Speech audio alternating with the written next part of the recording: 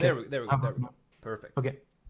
Okay. And we're going live now then. Mm-hmm. Okay. Let's see. Okay, we're live. Perfect. Let's click here. Perfect. So, hello everyone.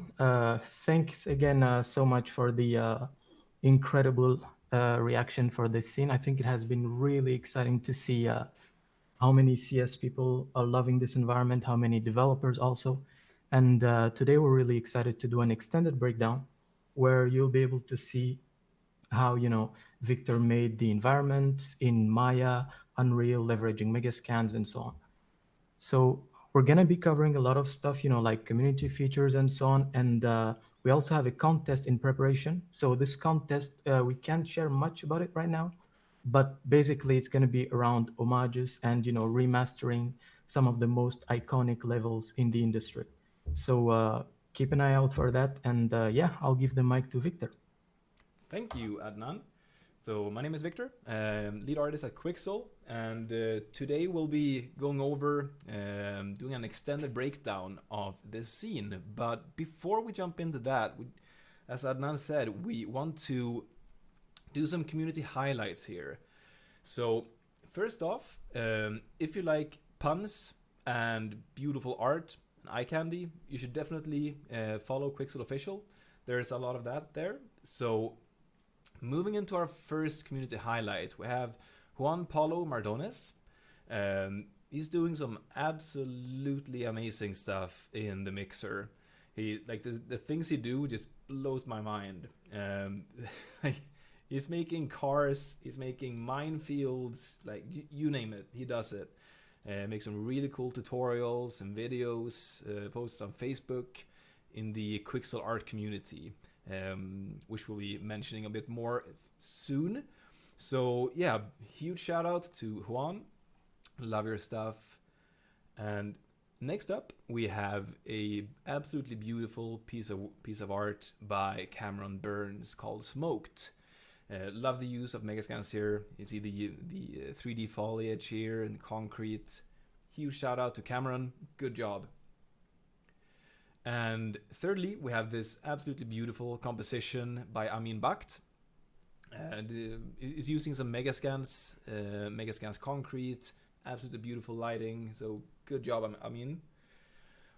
And so moving forward, going more towards the scene here, we actually put together a Desert Warzone pack or collection, which contains all the assets that I used to create this scene. So you can check the link. I think it'll be posted in the chat and you can check it out. So moving forward into the actual meat of it.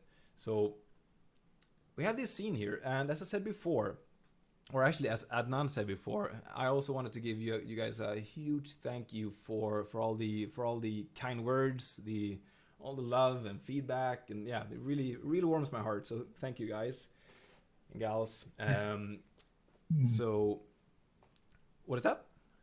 Yeah, I think you're on mono right now from, yep, Jonathan said the audio is on mono. Audio's on mono. Interesting. Yep. So I'll just quickly, before moving forwards, I'll just really quickly try and fix that. But I do not think there is a way to fix that, I'm afraid. So yeah, worst case, you just have to keep listening on both ears, and we'll fix that for next time. So sorry about that. All right, so once again, thank you guys so much. I really appreciate that, and I'm super excited to have so many of you watching this live stream. And the goal of this live stream, or the goals, to be precise, is both hopefully to share some insight and some tips and tricks and some knowledge to the people working in the industry or working as artists trying to break into the industry, and also to show you guys and gals who just love games and play Counter-Strike, because I know there's quite a few of you in the chat or in the watching the video. So hopefully I can show you or give an insight into what it takes to actually create art for the games you play and games you love. So what you see here is the scene running in Unreal Engine 4, made entirely using Megascan's assets, both 3D, decals, you name it. And one question we've been getting a lot regarding this scene is performance.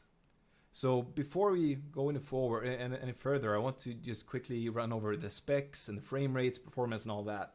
So my computer is pretty top of the line. It's a 2080 Ti graphics card and an 8700K Intel processor. I have, I think, 32 gigs of RAM.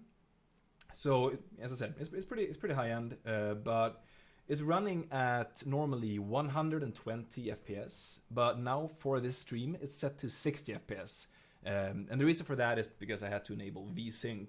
Otherwise, the stream itself would be very slow. So this would definitely run on a sort of standard gaming PC. So with that out of the way, I just want to take you sort of through the entire process of creating this. So the absolute first thing I did before actually, started modeling and texturing was that I played Counter-Strike Go, or Global Offensive to be precise. And what I did there is I just took a whole bunch of photos or screenshots. I think I took 765 screenshots to be exact. So all the locations, like the tunnel, leading all the way up to the bomb site. And the reason for this was not only to use these screenshots as reference, but also to create the sort of reference mesh, or the base mesh on which I created my base models. And the way I did this, so a lot of you already know this, but there's something called photogrammetry. For those of you who don't know, it allows you to create a three-dimensional model from photos. It creates a point cloud, which then creates a model. And I just took all these photos and I ran them through a photogrammetry software. Got a lot of questions about that as well, so I'm answering it here now. I used reality capture.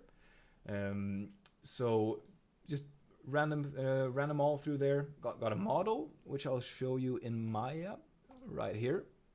So this is actual geometry. There's no texture information or anything because I really don't need that. So all I got from there is this gray sort of blockout mesh here. And this was extremely useful for several reasons. One being that, I got this perfect scaled mesh that I could then build my blockouts from, because I get the exact proportions, the exact scale, like the positions, the relative positions of everything. It was incredibly powerful, and I got a lot of comments about using something called, ham UER or something, like a ripping tool. But absolutely, but where's the fun in that? So, and especially this technique is also applicable to pretty much any game you can think of. Just hop in your game, take a bunch of screenshots, and you can create your own base mesh. So, but I'll definitely keep the ham UER, I think it's called, software in mind in the future if I do more like this. So, as I said, this is the geometry. So you can see it's quite high poly that I got from the screenshots. And on top of that, I've got my blockout. So if I hide my scan here, you'll see some very, very simple geometry. There are some more complex models down here. That's just stuff that I made as references and stuff. But I mean, overall, the geometry is extremely basic. It's really just cubes at this point. Yeah, so we have a question actually about why we didn't use the kind of like ripped map from the game. And I guess, that's like illegal to do. So that's why we didn't go that way. Yeah, so I don't know about the legality of using it, but as I said before, like the whole photogrammetry aspect of creating this, not only was it fun, it was also very, very fun experiment, because now I know I can do this for pretty much any game that's out there. as I said, just run around, take a bunch of photos, run it through your photogrammetry software, and you have your blockout mesh. So absolutely, it would be very viable to rip the models and use them as a foundation, but this was just more fun. Hope that answers your question. All right, so feel free to ask any questions as I go. I'm glad to be interrupted. Perfect. I think we might want to take like a minute just to quickly look into the sound issue. Yep. And then we can jump back into the scene. Absolutely. So yeah. Yeah, so I think I can set it to be mono, but then I need to do a restart of OBS, which is not preferable. So I'm not entirely sure what I can do, to be honest. Is it bothering a lot of people? Yes, I think so. I think if you right-click on the gear advanced audio options, you should be able to fix that that way. Okay. But yeah. Let me see here. So, mic, I can set it to. Yeah, it allows me to change the down mix to mono. There we go. So let's give that 15 seconds to catch up to the live stream and see if that sorts the audio issue out. Hopefully it does. You're okay, right? Yep, perfect. All right, so we should be caught up. So testing out there. Am I in stereo? I don't think so. I think it should be fine now. But yeah, okay. Go on. Yep, fixed. Works. Perfect. So thank you for the feedback, guys. Sorry about the issue. So let's see, where was I? So I was showing the blockout and scan mesh, and I was talking about the photogrammetry process of making the blockout. So I'll try and make this breakdown useful to as many of you as possible. So I'll just quickly go over how I made one of these models. So basically, using this scan as a base, I created like just a standard cube here, put it in place, and then I scaled it to the right size, like so, just really creating the absolute basics of the model, like so. So here we have the base shape, and then there are some windows and some door, stuff like that, signs.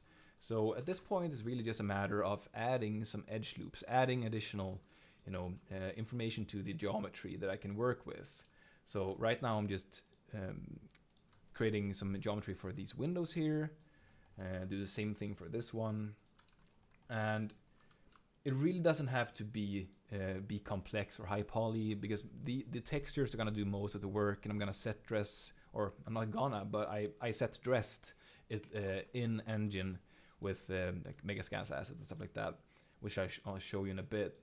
So, and at this point, I just select these faces here that I've just created, and like so, and then I'll use a command called extrude and just add some thickness, so push those in to the model.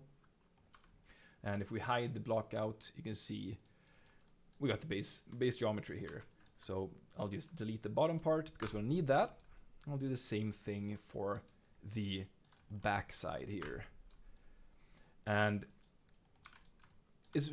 at this point it's extremely blocky, doesn't look pretty at all. And a couple of ways you can go about this, like fixing this, is by adding some bevels. So I'll just select this sort of the main corner of the scene here and add a bevel. And what it does is just sort of facets splits that edge up into two, making it look more soft. So if I then go in and just add a segment here, then I can go in here and I can actually make them soft, because you can see it's got a hard line there. So I'll just go ahead and soften the normals here. And now that this looks much softer, much nicer, and you can apply that technique to like the window frames and all that kind of stuff. So I'll just grow the selection and bevel these as well. And generally, you know, when I work, like even if it's like factory new, like I really hate to use, you know, 90-degree or like super sharp laser cut angles. So even if you just, you know, move something a couple millimeters out of the way, like that really adds so much, because you don't really notice it, but you notice if it's not there. You know what I mean? Know what I mean? So got some very subtle imperfections there. And at this point, the mesh is pretty much good to go. It just needs to be UV mapped. And for a lot of these meshes, I could really just go with an automatic UV. Just make sure they are aligned, you know, top to bottom, stuff like that. But really, for those of you who are unaware of modeling, like UV mapping is basically when you unfold something. Like say you want to texture the Earth globe, you know. Or peel an orange. That's a better analogy, I guess. So actually peel it off, you know, lay it flat on the table, then you can paint on it, and sort of push it back in, or push it back together. So what I do here is I can take, let's say, these two faces here, the left and the top one here. So I'll just go ahead and select those, and I'll hit planar mapping, which is going to create a projection on these sides here. So I'll go ahead and select these faces here and exclude them from the actual, from the sides here. So now you can see we only see this side of the model, but if I then hit unfold, it unfolds just like an orange peel. Look at that. So now I'm able to paint or apply materials to this, and it's going to be usable in engine. So in a nutshell, that's really as, you know, as advanced I went with the models for this scene. I kept it extremely simple. So do we have any questions, by the way, Adnan? We don't for now, but I'll bring one for you right away. About textile density, do you know if automatic unwrapping in Maya conserves textile density? Yes, it does. And if it doesn't, the layout feature should take care of that. There is an option, where is it? Where you can specify, where is it? They've changed it. But yeah, there is an option where you can set the scale to 3D or world scale, so everything gets the correct relative size.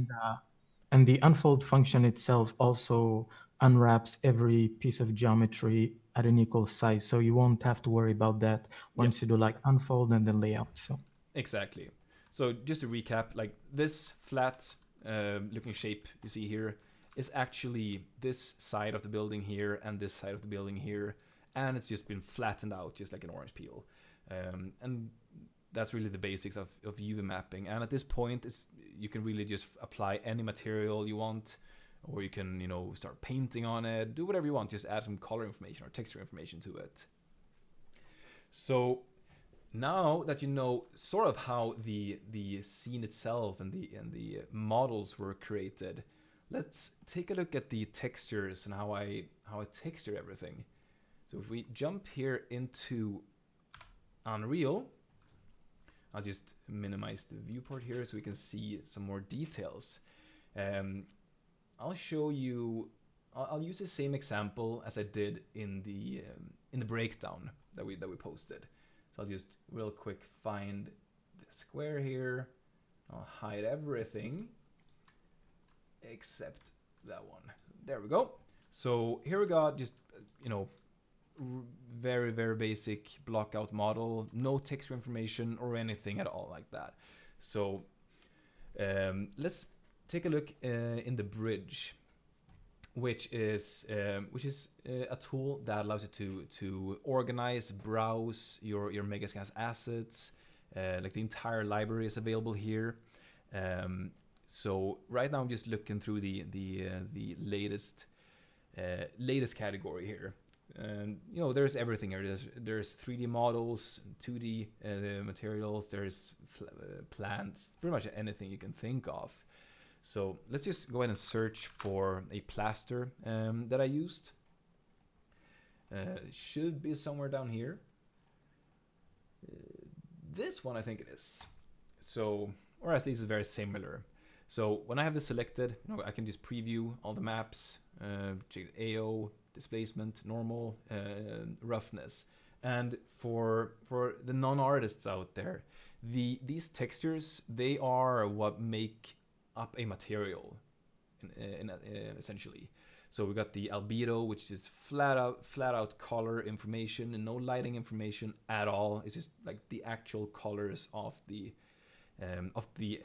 surface without any lighting info at all. Then the AO is just like an ambient shadows in the crevices, stuff like that. We've got displacement, which can be used to drive parallax occlusion mapping or displacing the actual geometry. Then the normal, which creates surface details and stuff like that. And then we got roughness, which controls reflectance, essentially. So once I found an asset that I like, I can hit the star icon down here to favorite. But yeah, I'll just go in here to the favorites tab, and you can see a whole bunch of my favorites here. And once I'm in here, I'm just gonna search for plaster. And here is the actual asset that I used in the scene. It was very similar. It was not the exact same, but it's very similar. So you can also see here that it's included in the Desert Warzone pack here, or a collection, I mean. And then you can, go over and review your download settings. You can specify what engine or render you want to use them with. I've set it to custom, but really just set it to UE4 if you wanted an Unreal Engine, and then it's just a matter of hitting export. But it's gonna take a little while, so I'm not gonna bore you with that. So let me just jump over. It takes around 15 seconds or so, but I already have it imported. And at this point, it actually creates everything for you. So like I don't need to manually create my material and hook them up to the in the material and all that. So you can actually take a look at one of those master materials. You can use this volcanic soil here from Iceland as an example. So if I just open up the material that is applied to it, got the instance here, and here's the master. So here we go. And this is a slightly modified version of the material that the bridge or the live link creates for you. So pretty much everything that is up here looking all scary, that's just me adding stuff. But usually really what you get is stuff down here. And you get the albedo map plugged in, the metallic map, roughness, normal, and displacement. So everything is good to go. It's already applied to your surface or your 3D model. Then any subsequent downloads, like any future import you do into Unreal, will automatically get an instance of this material applied, which is this you're seeing here. So this is an instance of that master material, and as you can see, you can control the color overlay, normal intensity, albedo intensity, and stuff like that. So if I adjust the normal intensity, you can see it just gets more and more coarse and rough, or I can make it softer and smoother. And it's really just like the workflow you should have. Like you should be using instances, and the fact that the bridge just automatically creates this for you is just so nice. It just saves you so much time and just allows you to experiment so much more. And any changes you make to the master material, I forgot to mention, that those changes are propagated to all the instances, and like all future and all current instances of that master. So let's say I add a parameter here, as I've done here, like paint layer. Okay, so do I want a paint layer on my material?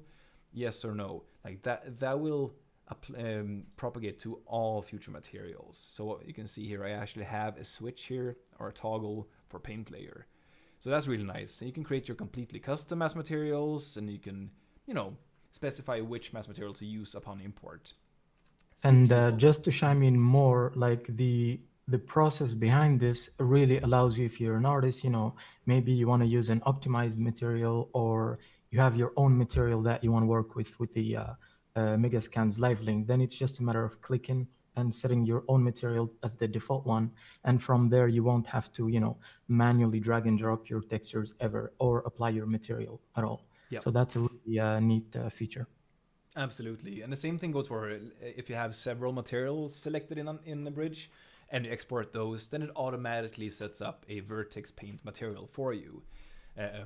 If we have time, I'll cover that more in detail later. But basically, vertex painting allows you to use the RGB red, blue, and green channels of a model to sort of interpolate between different textures and stuff like that. So that's extremely handy. And a little bird whispered in my ear, Adnan, that we're working on optimizing and revamping the master materials for the live link. Do you have anything to say there? Definitely.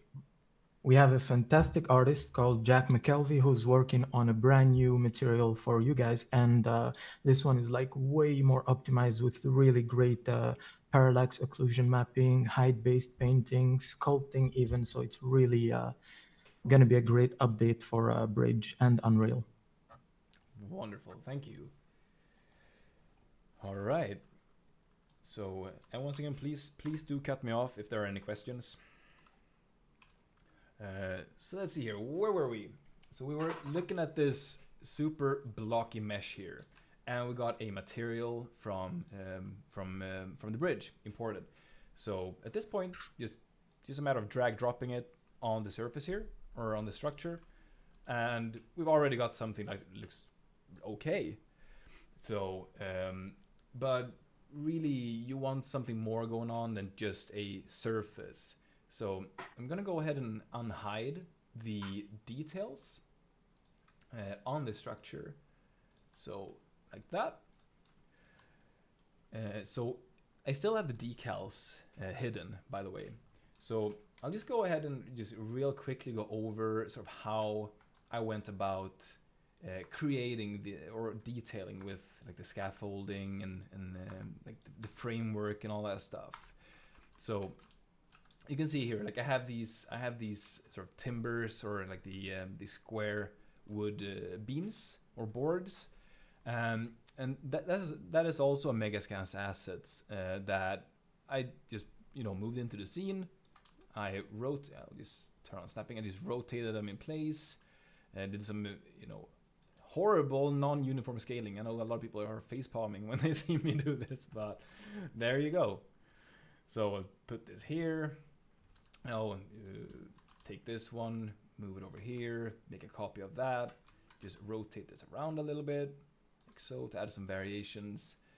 Like the thing that I love about square stuff is that it has 6 sides. You can literally rotate it. Like you can use it in so many ways. You don't need to have a whole bunch of different assets. Like you can stay very optimized using these. And I use these all over the place in this scene. Extremely useful. I use them under the balconies. I use them here, like on this square or the bomb site.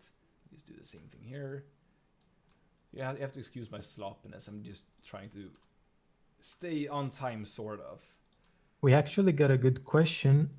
Is using tessellation instead of just base textures a good approach for environments like this? So using displacement instead of textures. I'm not sure I follow. Yes.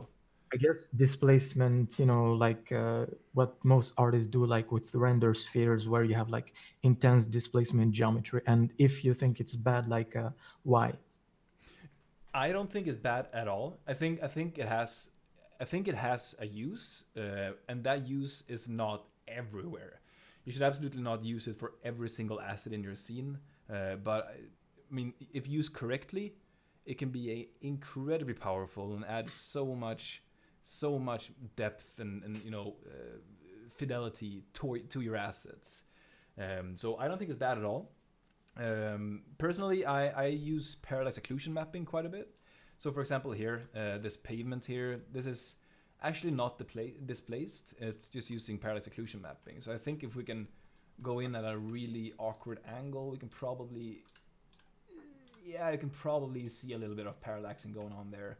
But it's doing a really good job, actually. It's I really love using that for especially for floors, because it's you can really hide the artifacts that can happen really well. So yeah, I hope that answers your question. Yep. Yeah. Yeah, so I did the same thing here with the door frame. Just used the same boards, rotated them. I think I have a couple of variations here loaded. Yeah, 5 different planks. You know, just matter of picking and choosing whatever you want. Oops, let me just scale this up. I think this is a different one. So super useful asset to create stuff like this. And if you want to, you can just bring those into Maya or your modeling application of choice, and actually sort of make them part of your model using a low LOD or something, or use like the highest LOD and bake that down into a low poly. So extremely useful and versatile. You can use them in so many different workflows.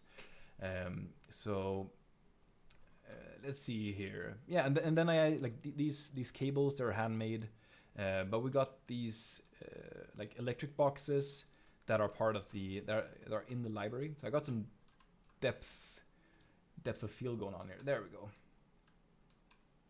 Super nice assets. Got a couple of those here and there. And are you using some ray tracing in this scene? No, there's no ray tracing at all. It's 100% dynamic lighting. I can actually search here. So if I search for lighting, there we go. I got a whole bunch of spotlights here, but those are just fillers. So I can turn those off. I can show you. So really what I have going on in this scene is just a sky sphere. This, yeah, skybox or sky sphere, whatever you want to call it.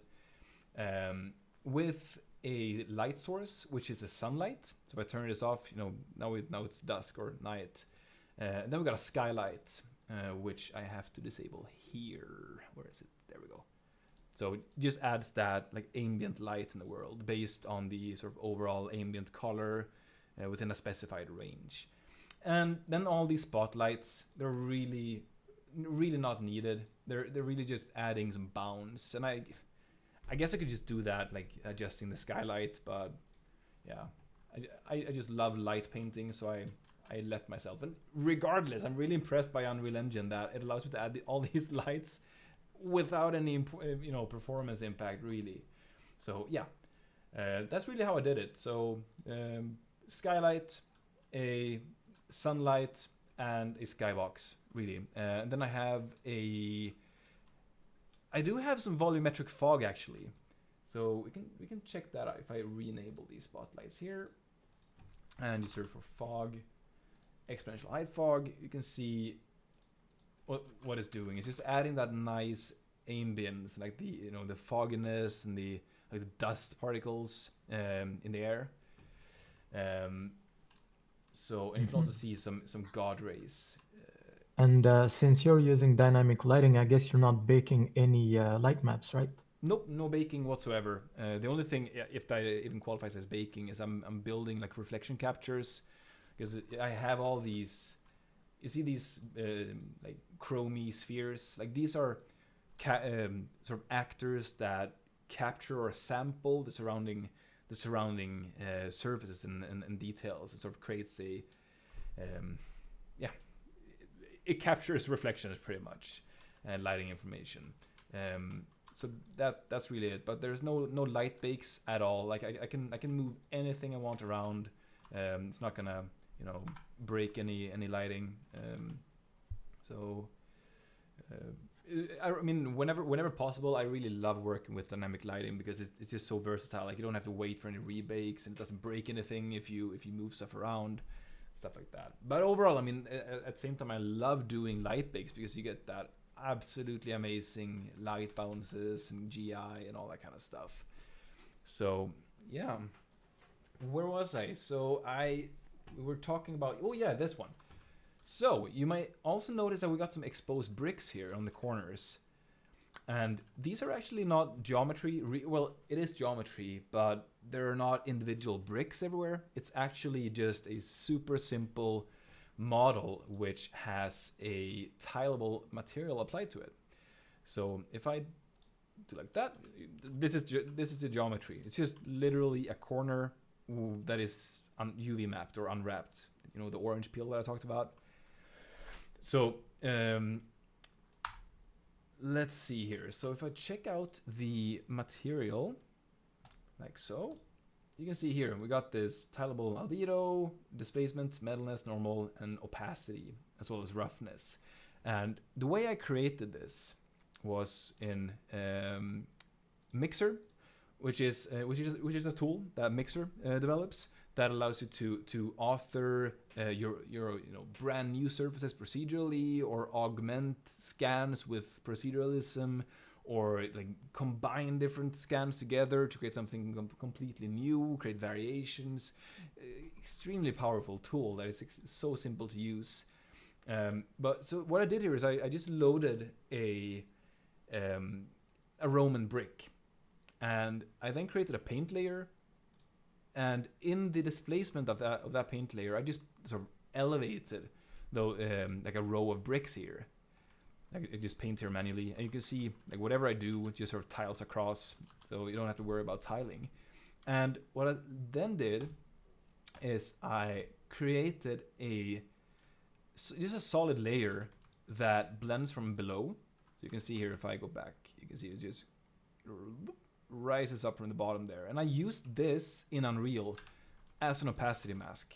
So anything that's black is invisible, anything that's not black is visible. So super quick and dirty trick that I used, but yeah, now you know. So let's take a look at how it actually works in Unreal. So if I open up this material instance here, move it just a little bit to the side, I can, if I find the V tiling, I can actually, I think it's a V tiling. Yeah, it is. You know, so I can just move this up and down. I can adjust the V tiling or V offset. You move it up and down. I can make the tiles or the bricks thicker, thinner. I can change the color of them, and like it's just completely modular and so versatile. So it's really a workflow that I can't recommend enough. And this is not the only way that you can use trim sheets. I actually use them in some other ways. I guess I'm going off on a tangent, but I love tangents, so let's do it. So here on this window, you can see there is some wear and tear going on. And I mean, it doesn't, if you ask me, it doesn't really look like it's just tileable materials, but it actually is. This whole thing is consisting of entirely tiling materials. So how did I get the edge wear, like just on the edges? Like it's actually not using any fancy shader magic or anything. The only thing I'm doing is I've got a similar texture. You can see here this crack that I made in Mixer. Here's the normal map, and I just created like a plane that go all the way across like the corners. I made that in Maya, by the way.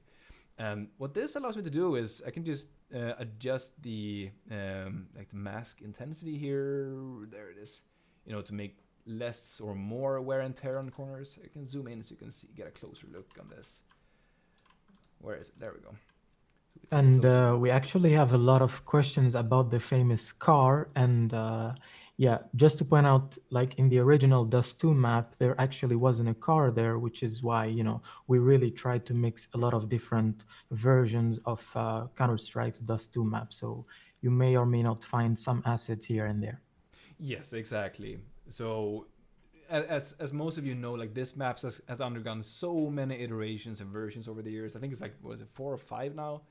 And we all have our favorite versions. And like when I set off to make this, like the first thing I thought was like, okay, yeah, I want to make Dust, but which one? Like they look so different. So really what I tried to do was create like so the perfect blend between all of them, like the way I want to see Dust.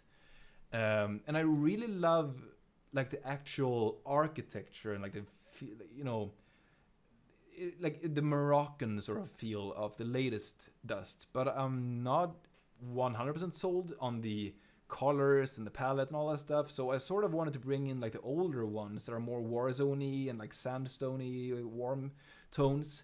So I tried to mishmash those, and I think like in the earlier ones that I tried to mix in, as Adnan said, there was no car. And to me, it just like since I just love this angle, like this is just sort of, I don't know, like from this angle, like the car would sort of be in the way. It would be trickier to like. I really love this area, which without decals doesn't look as good. But I love this area, and the car would just sort of be in the way here as well. So there were a couple of reasons why I left the car out. So I hope that answers your question. But yeah, so I was talking about the trim sheets here for the windows, and that's another way you can do it. Like have have these trims around corners and edges in your models that you can apply tileable textures to. And you can also use trim sheets for stuff like this, like the bricks up here. That's also a texture. I can adjust. Yeah, I can just quickly show you the trim sheet that I made. This is also done in the mixer, by the way. Just combining a whole bunch of different materials and masking them out and combining them and adjusting the color information and stuff like that. Here's a normal map. So I use this everywhere. It's so useful to have this tileable sheet here. So yeah, if I just go in and do some tiling, I can use a completely different trim here. I can use this instead, for example.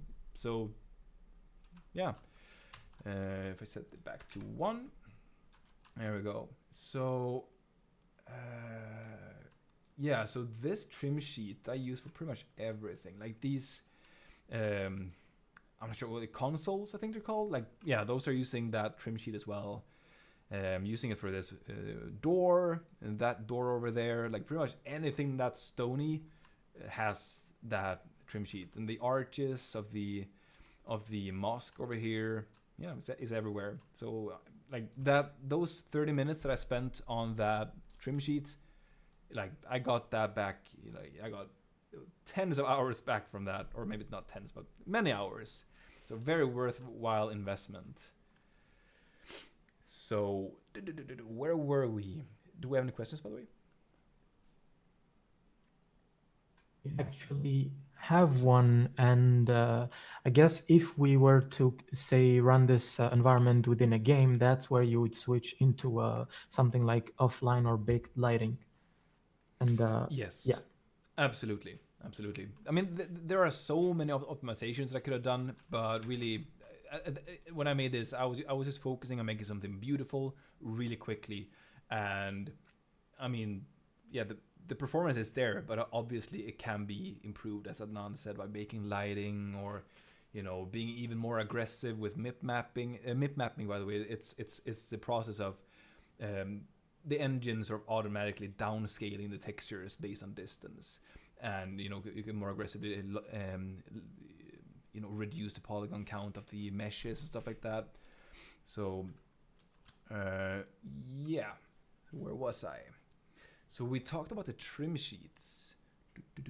yes, that's where we were actually. And someone actually asked about the material of the soil.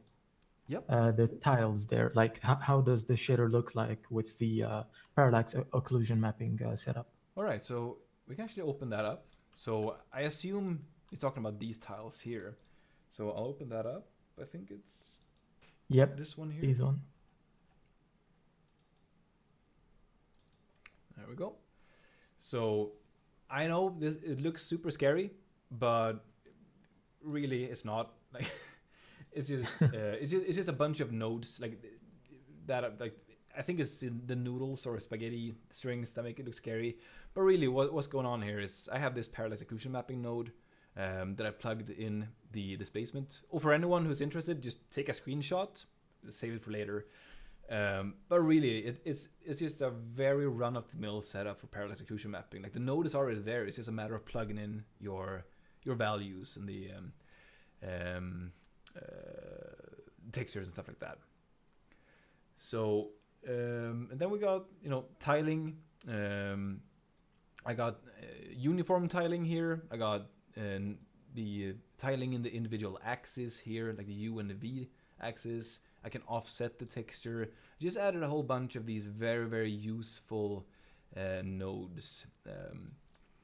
So yeah, and then all of these chunks, like these scary looking chunks, they're really just the different textures with their parameters coupled with them. So like we got the specular, here we got the roughness with intensity sliders, here we got the normal maps. So really it's very basic, regardless of how it looks. So there we go. So staying sort of on the topic of trim sheets, I want to just talk a little bit about the decals. So if I just really quickly move back to the sort of hero shot here, whoops, and enable decals here, you can see how much of a difference it makes on the scene. It just really grounds and settles everything. It just adds so much weight and definition and wear and tear to it. So there are a couple decals that or actually maybe I should go over what a decal is before, for those of you who don't know. So really a decal is a texture that that is sort of transparent. Like for this decal here, for example, like this circle,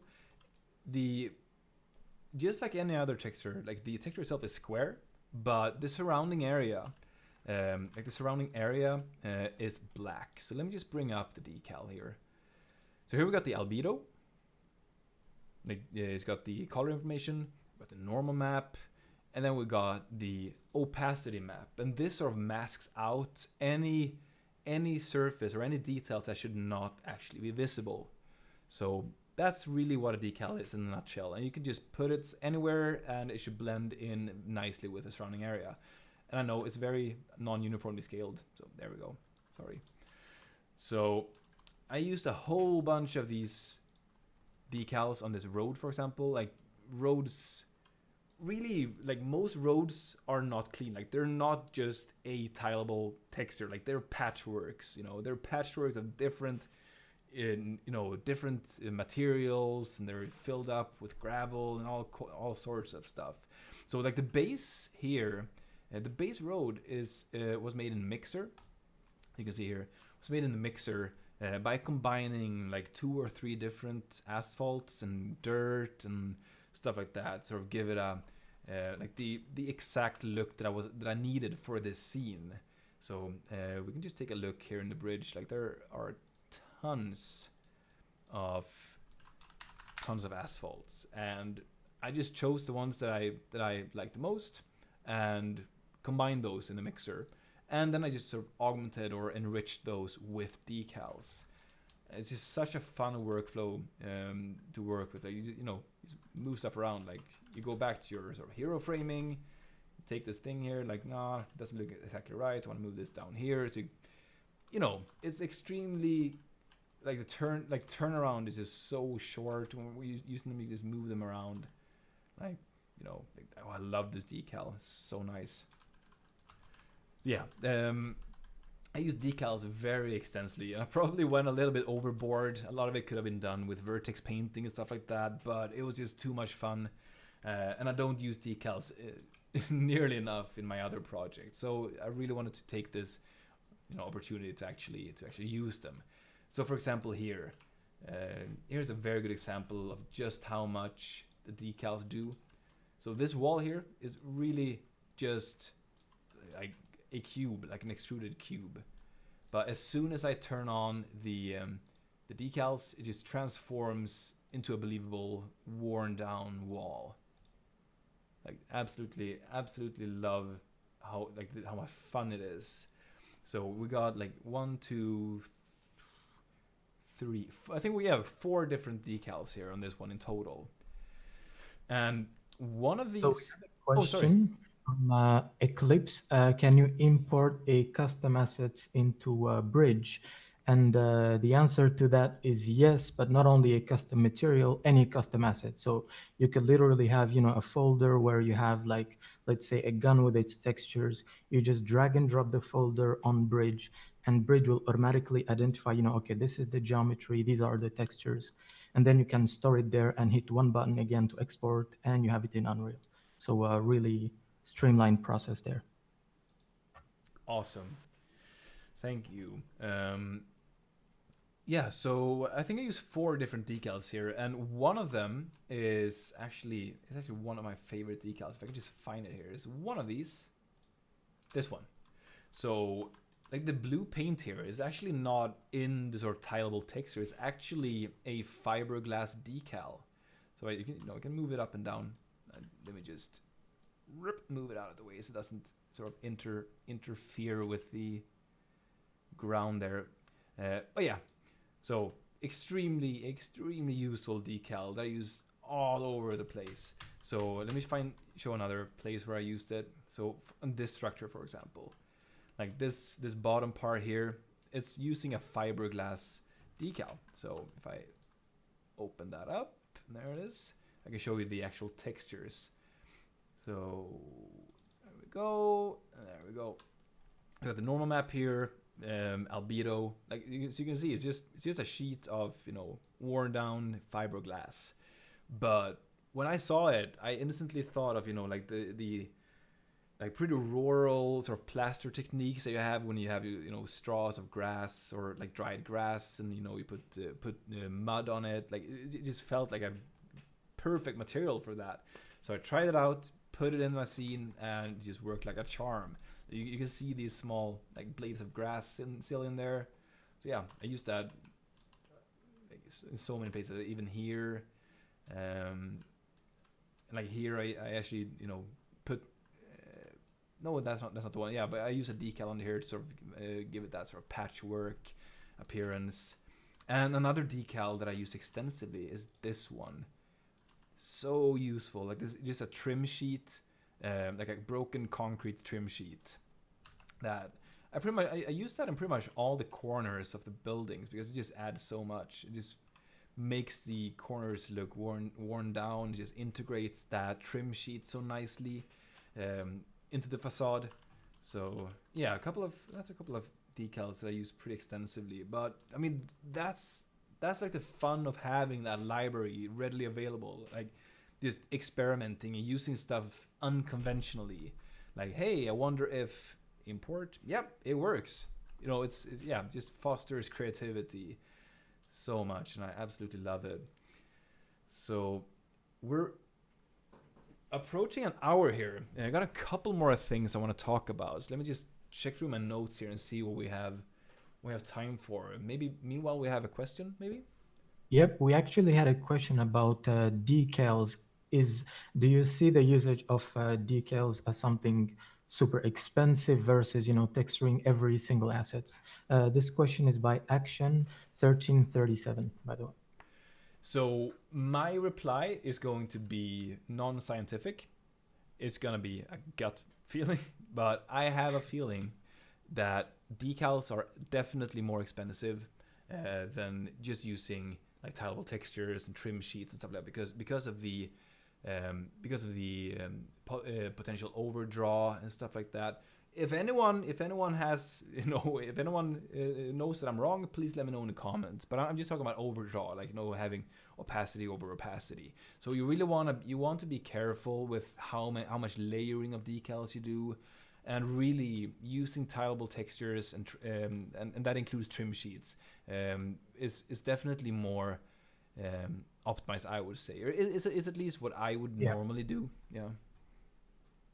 Yeah, I think a good combination of if you rely just on tileable textures and decals, and you don't have single textures for every building, then it's a lot less expensive than if you had to manually texture the door, every wood board, and so on. Yeah. But yeah, it depends on the context, I guess. Yeah, and it really you should never do only decals. You should never do only tileable textures. Like you should always finding a sweet spot, find a nice balance, like augmenting your tileables with decals, and so on. So hopefully that answers your question. Let's see here. Oh, and this crate, by the way, this was created by my colleague James Lucas in the mixer. So I can bring up the textures here where I have them. There we go. We got the albedo, like super nice work. I absolutely love how it turned out. We got the normal map here. So, and he made this procedurally in the mixer, and I think he's gonna be on next week, right? Yep. Yep. Awesome. So yeah, just a shout out to him. And if you want to see more about how we made that, you should tune in for the next stream that he's in. So should we, like, for the remaining time in the stream, should we do more Q&A, or is there something in particular you want me to sort of round the whole thing off with? I think it would be great to actually talk a little bit more about, the composition and dealing with some of the most, generic artistic problems, and maybe closing in with, what would be your advice for someone who wants to get into the industry. I saw a few people ask that question about, how do you become a 3D artist? And yeah, like what's the struggle and the path towards it? Oh, the struggle. Oh, the struggle. Yeah. No, but the so if we just talk in broad strokes about like composition, lighting, and all that kind of stuff, like I really had the sort of overall composition ready. Like I had, the placement and the scale and everything pretty much in very like in rough broad strokes. I had that ready for me. So at that point, it was really just a matter of like finding like the frames that looked the best, like which frames should I focus on. Like obviously, like the scene is full 360. Like I can go wherever I want, but like I still wanted to have like these hero shots that just look the best, in my opinion. So it was just a matter of sort of framing the camera, finding the right focal length of the lens, and then the lighting. So the lighting differs a little bit from the original scene. It's pretty similar, but it differs a little bit. And yep. Can you actually play in the level, just running around with the camera and so on? Yes, so I actually don't have, I think it's set up to sort of play a cinematic. But yeah, so no, I don't have a first person character in the scene, unfortunately, but absolutely, it would be possible if I had a blueprint for that. So it would run at between 60 and 120 FPS, VSync dependent. So unfortunately, not something I can demo now, but yes, absolutely possible. Collisions are all there, performance is all there. So yeah.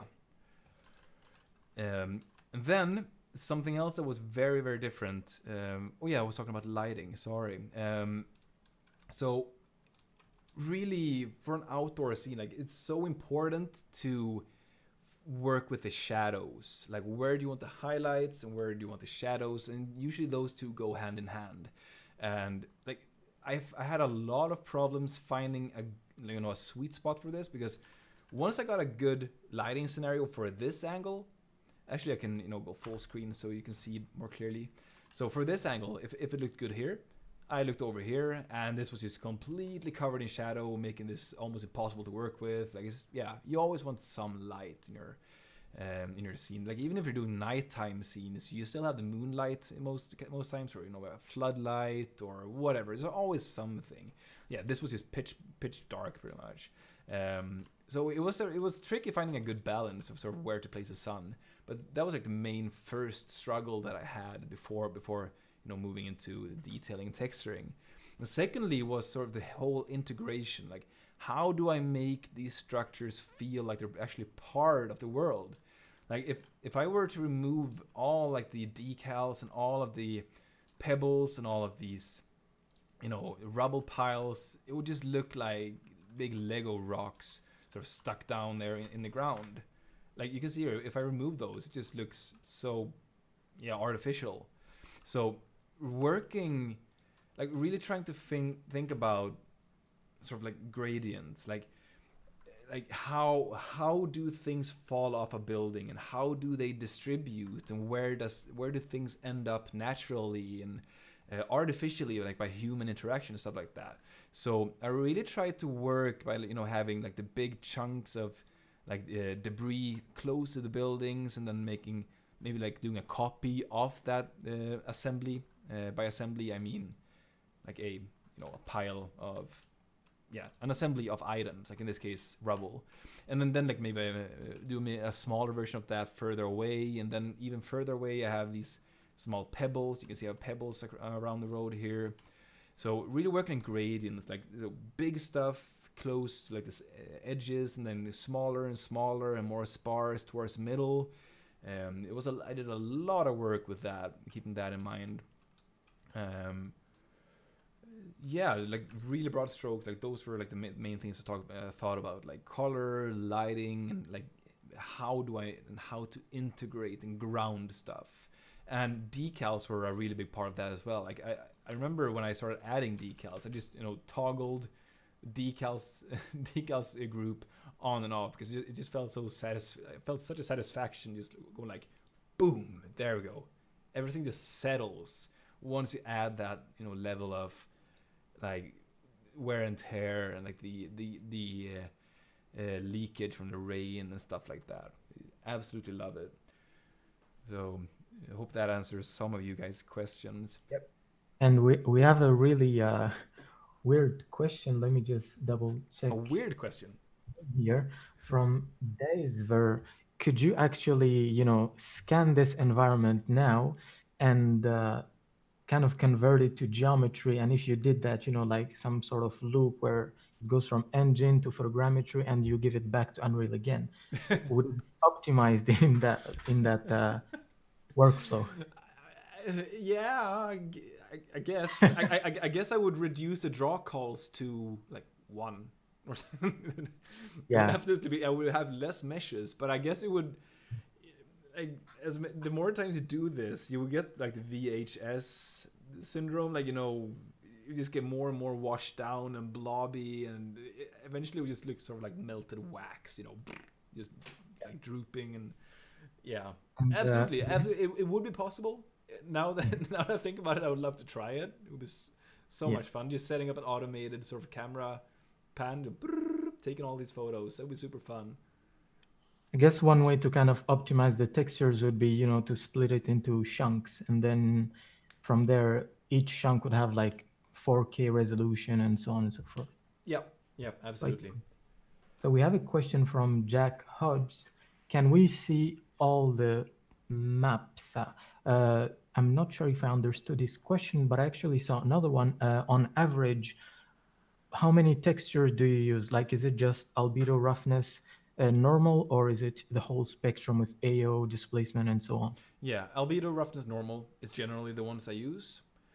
Sometimes I use displacement for, as I said, like the pavement here and the like this cobblestone material here on the other side. I think I used parallax for this gate here as well. So, but and then it's generally those three that I use: so displacement, roughness, normal, or albedo, roughness, normal. Generally. Gotcha. So I can just show those real quick. So if we take the take a 3D asset here. We have Javia Pratik who's asking, can you enable ray tracing? I guess that would be a little bit expensive. Yes, that would be expensive for this one. Especially, I mean, RTX Global Illumination is currently really heavy, both for the hardware, and I guess it's not been, had enough optimization passes done to it and software.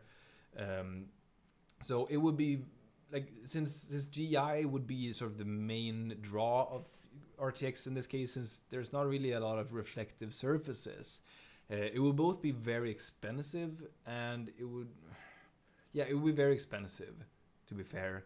And I haven't really kept RTX in mind. I guess we could do some ray marching or path tracing. I mean, to sort of but then we're moving from real time to offline rendering, really. So yes, I could enable it, but I won't, because the whole stream would crash. And we have one question from Karim El Sawah. How long did it take you to make this scene in total? I think like including so pre-production, like gathering like everything, including collecting references, deciding on like the actual appearance of the level, doing the photogrammetry, all through production. I think all in all it was 3 weeks. Pretty much like working on it every single day, and then recording videos, like the breakdown, making promotional material, and all that kind of stuff. Like the actual recording the video took a lot of time as well. So I think it was around 3 weeks there. All right.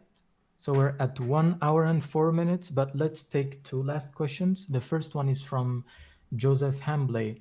Where would Victor recommend the use of vertex painting versus decals and vice versa?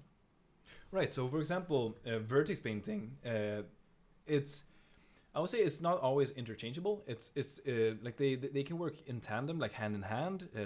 It's not you do either vertex painting or decals or trim sheets. Like you can really do all of them at the same time. But like one place where, well, actually not one place. Like I use pretty much vertex painting on everything, to some extent. Like on this street, for example,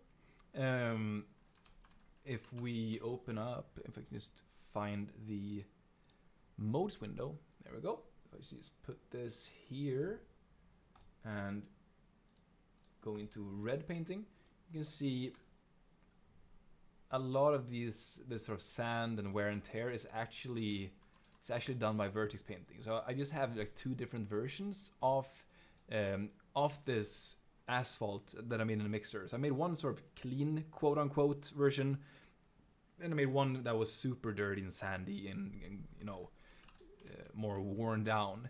And by vertex painting, I can blend between those 2. Yeah, you can see I'm adding some sand here to the, or like a brighter version of the pavement here as well if I want to.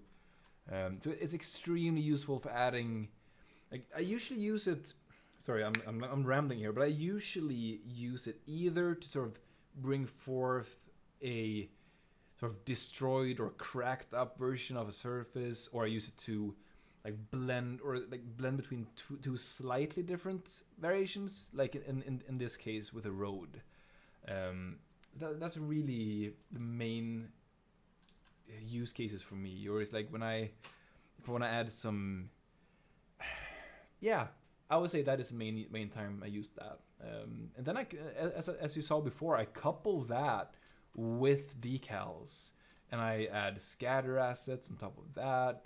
And I got a trim sheet here along the side, to see if I can find a good place to see that. Yeah, so under these curbs here, I got this. I can't find a good place to view it. Oh yeah. These I think these painted stripes here are trim sheets as well, for example. So I mean, I'm combining pretty much all of the techniques on the road here. If that answers your question. Yep. And yeah, the final question I think is really interesting, not only for 3D artists, aspiring, or even gamers. What would you recommend for anyone wanting to become a 3D artist and making environments like this? And in some way, how do you think something like Megascans, for instance, helps you like get to the next level very easily with creating environments like this? Right. So as an environment artist, like I guess that goes for most artistic trades or art and trades, is that like, you need to look at the world and not just go strolling down the through town. Like you actually need to critically look at it, like why does, like, for example, if we use like a building, for example, like, why are like the bricks bigger down here and why does it have granite on like the bottom floor? Like it's not a coincidence why things are made the way they are. Like the granite, for example, that's much better at withstanding the wear and tear or erosion from water, for example. And like you have to really critically look at stuff, look at reference, be out in the real world, because then you start understanding how stuff work together and why they look the way they do. And yeah, it just gives you a much bigger sort of mental reference library that you can draw from when you're working. And like that is something that obviously like if you decide to be an environment artist, like the first thing you should do is not obviously to run out and just look at stuff. That's something that just grows naturally over time. And really, I found that my interest for architecture and for, you know, like the world, like how stuff works, like that actually grew. Like my curiosity grew as I grew as an artist. So it really went hand in hand. The more I grew as an artist, the more interest I took in the way the world looked, and the more I learned about that, the better I got as an environment artist. So never underestimate references, and especially your own mental reference library. So important. Like my teacher, he said, I'm gonna turn on my camera so I don't just look at my screen here. So a teacher of mine, or my class, we were tasked to go to like a busy square, and like where people were moving back and forth, like people were riding on a bike, there were like people selling fruits, and then it told us to, all right, so like pretty much like turn on your blinds, like, just look in the paper and paint a bike. And like it was standing there making sure we weren't looking at any bikes. And like there were some seriously talented artists there, like they were, you know, super good. And once we, you know, were done with the paintings and showed them to each other, like none of us had actually managed to paint a proper bike, because I mean we were young, we didn't have that mental reference library.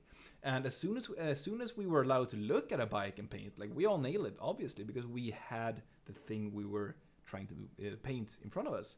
So it's super important. Like, and like you always have like combine your mental reference library with actual references. And I guess that sort of leads into the Megascans question. Like, so like one good thing about having access to the Megascans library is that like you have this readily available library like there that you can just take stuff and apply. Like you don't have to think about, okay, so how, like which values does plaster have that is broken down. Like you don't even need to have a mental reference library, like it, because it is there. It's predetermined in the library. It just says these are the values. Go nuts. So it really allows you to focus on the things that, at least to me, are the most fun. Like that is composition, world building, storytelling, all that stuff. And like just really focusing on being an artist instead of just like, you know, working with values and stuff like that. Obviously it's fun to make textures as well, but like that's why I have the mixer. So yeah, that was sort of, I hope I answered some questions there regarding the how to be an environment artist. Oh yeah. Sorry, I had some more things I want to say about how to become a 3D artist.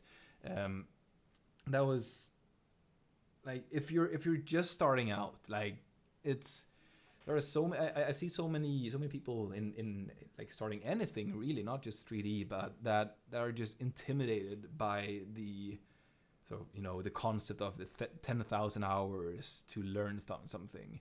But really it's just a matter of sort of usually getting over that hump, like, or the threshold, before it, you know, starts getting fun to learn, when you start seeing the progress in what you're making and that stuff is starting to look good.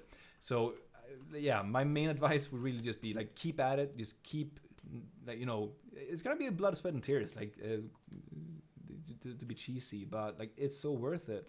Like as soon as you get to a point where you can actually make something without bashing your head against a brick wall, like that is just, yeah, it's the best feeling in the world.